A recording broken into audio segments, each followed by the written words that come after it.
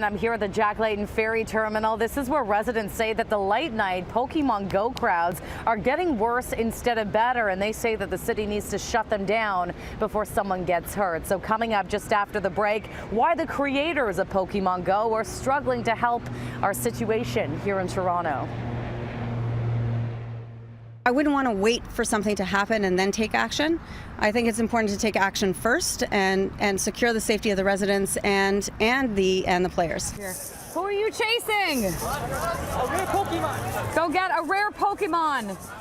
Has been spotted. We first showed you this video last week of a Pokémon Go stampede. Hundreds of gamers charging toward the busy Queen's Quay as they chase down a rare pocket monster. Wow. Laura Greenglass, who's been peering down on all the chaos, says the crowds are only getting bigger and more dangerous. It's very sad. Almost every night we see people with their strollers with children in them, babies, and they're screaming. It's 1 a.m. in the morning, and they've got their phones out in front of them and not even paying attention. And I've seen several of them pushing the strollers into the road. So they're on their phones, they're pushing the strollers, and they're on the road at Harbour Square. Residents here have seen gamers urinate in their condo parking lot and sent me these pictures of trash littering the green space. The city's Parks and Rec department tells me it has been a challenge. Extra staff have been spending more hours here cleaning up every morning. They've asked the community to pick up their garbage, but that's not happening.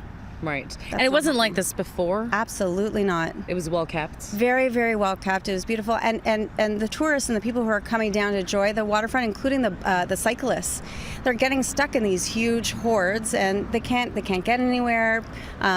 People are being knocked around. The problem is this area is a vital part of the game with at least 9 Pokestops. The city has been sending emails back and forth with the developer asking for some of these stops to be moved to other parts of the city. I'm being told by Parks and Rec that little progress is being made. It appears the developers are overwhelmed by the success of the game to manage one issue here in Toronto.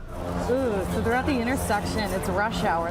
3 condo boards in this area have been meeting about Pokémon Go crowds and have been in touch with the mayor's office, their local councillor, and Toronto police. Laura believes that these crowds need to be shut down now before there are serious consequences. Something has to be done now to avoid any safety issues, someone getting hurt, and so that residents have peace and tourists and people who are coming down to the waterfront can enjoy their space without being pushed around.